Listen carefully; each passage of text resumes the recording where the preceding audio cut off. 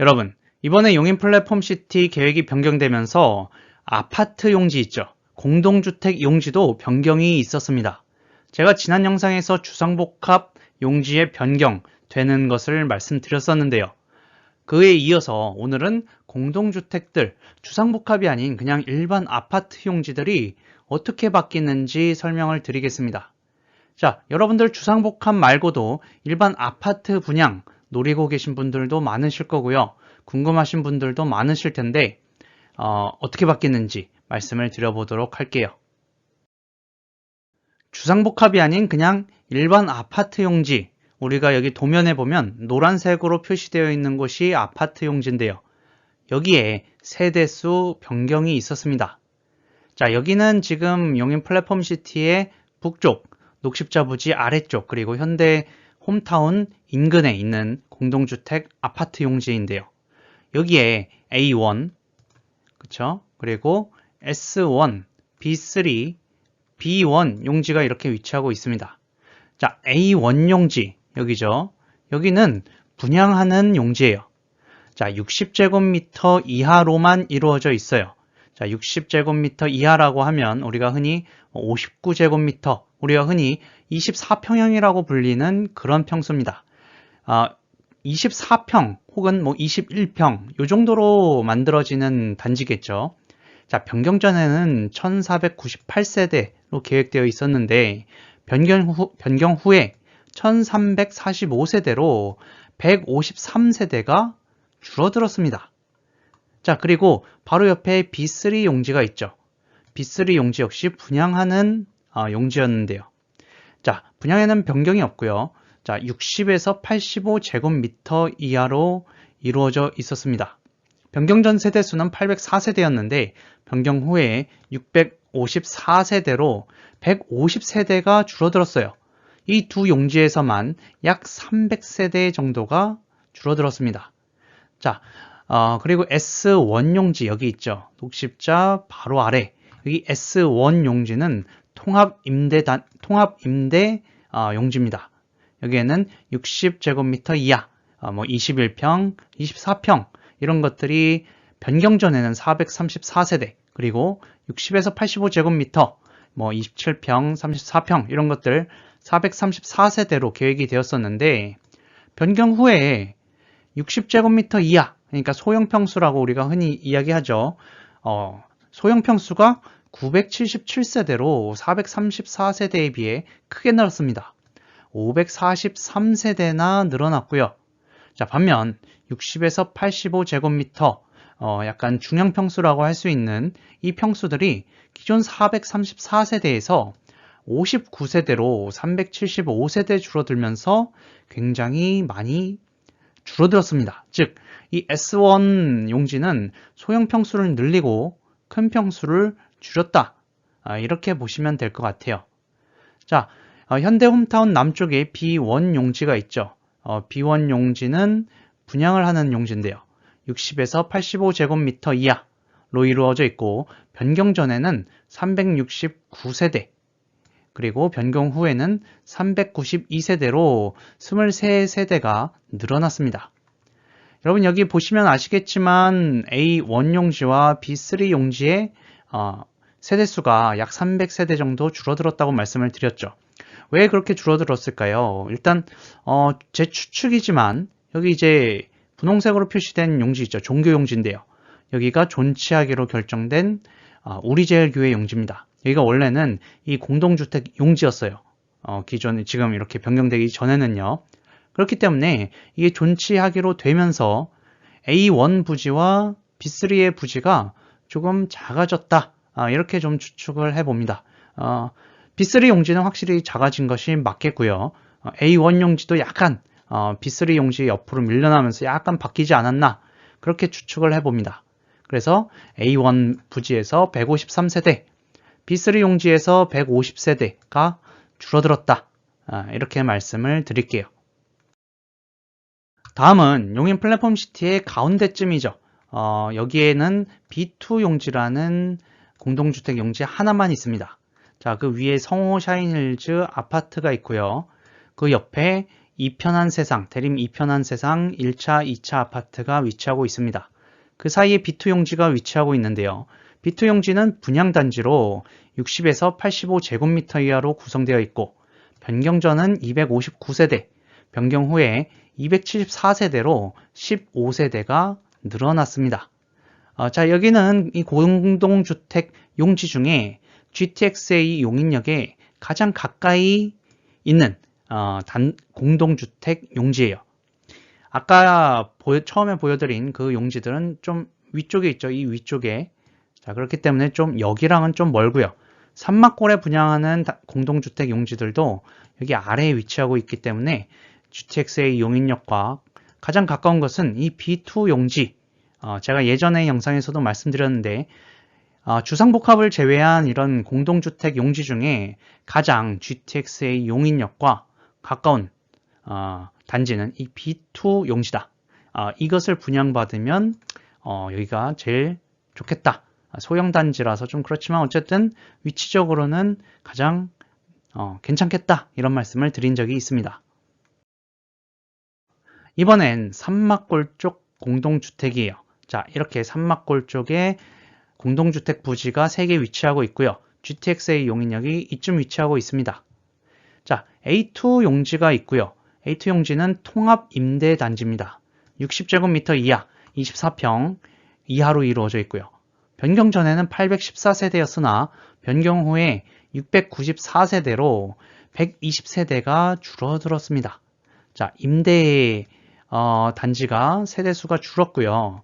자, 그리고 그 밑에 C1 부지가 있죠. C1 부지는 분양입니다. 자, 85제곱미터 초과로만 이루어져 있어요. 즉, 우리가 흔히 얘기하는 뭐 37평, 42평, 45평, 뭐 이런 어떤 그런 큰 평수로만 이루어져 있는 거예요. 자, 이 C1은 아마 민간 분양이 될 것 같은데, 어쨌든 이 단지는 유일하게 대형 평수를 가진 단지가 될 것 같습니다. 다만 입지적으로 이 산막골 쪽 조금 중심구역과는 약간 거리가 있다. 또 여기 이 중심구역에서 이 산막골 쪽이 뭐 오르막도 다소 있고 접근성이 약간은 떨어질 수 있다. 하지만 개발 과정에서 연결로를 잘 만들면 접근성이 괜찮을 수 있다. 이렇게 보고 있습니다. 자, 기존에 479세대였는데 변경 후에 345세대로 134세대나 줄어들었어요.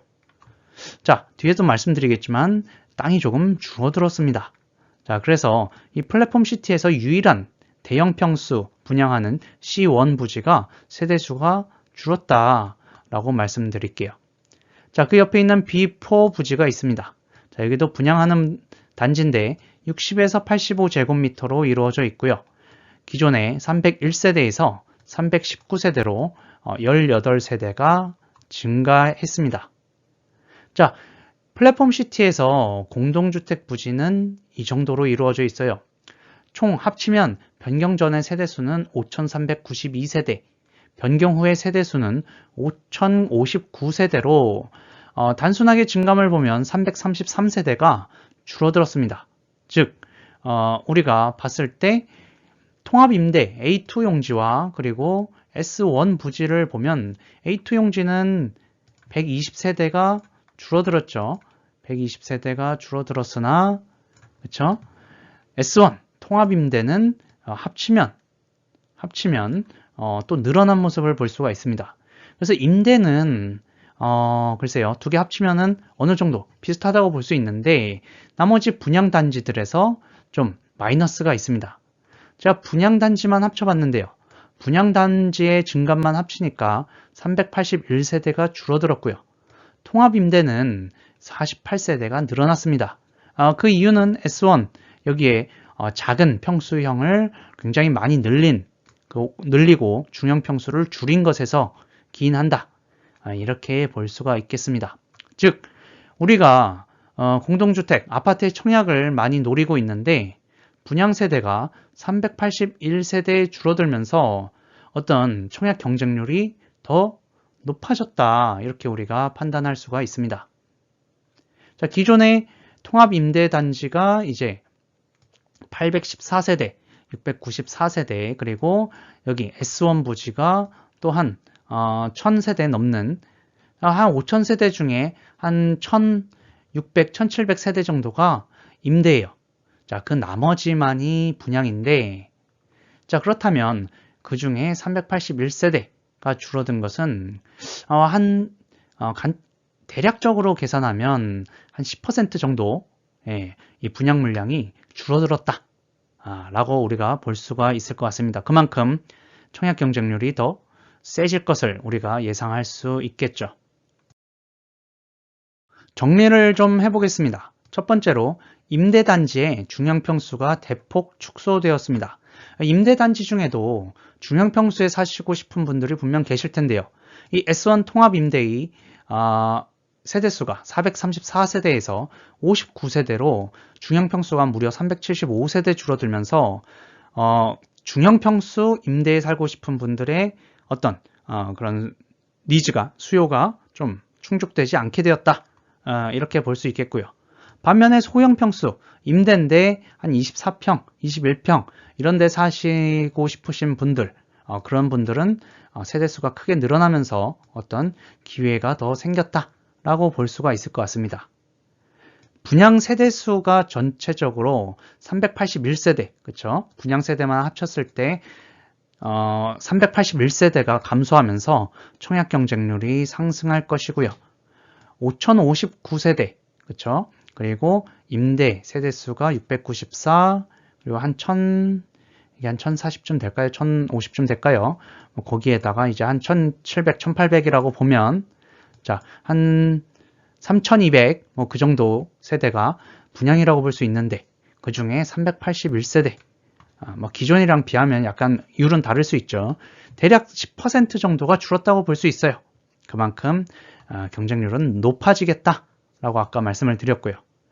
A1 용지, B3 용지, 어디죠? 저쪽 북쪽, 플랫폼시티 위쪽, 현대홈타운 아파트 위쪽에 위치한 이 곳은 그렇죠? 세대수가 합쳐서 300세대가량 줄어들었다고 말씀드렸죠. A1 부지가 153세대, 그리고 B3 부지가 150세대, 합쳐서 303세대가 줄어들었는데 이것은 종교시설 존치, 우리제일교회 존치 때문에 기존과 비해서 면적이 줄어들었기 때문에 그렇지 않을까라는 개인적인 추측을 해보고요.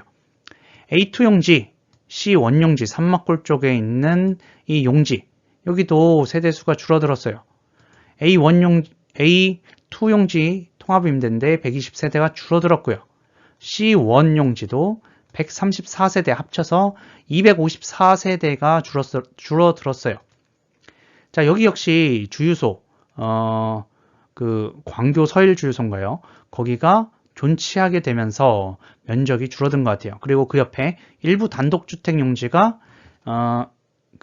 이제 저쪽에 역 근처에 다 몰려있다가 산막골 쪽으로 일부 단독주택 용지가 이동하면서 그러면서 A2 용지와 C1 용지가 좀 면적이 감소했어요. 그 영향 때문에 세대수가 감소한 걸로 추정이 됩니다.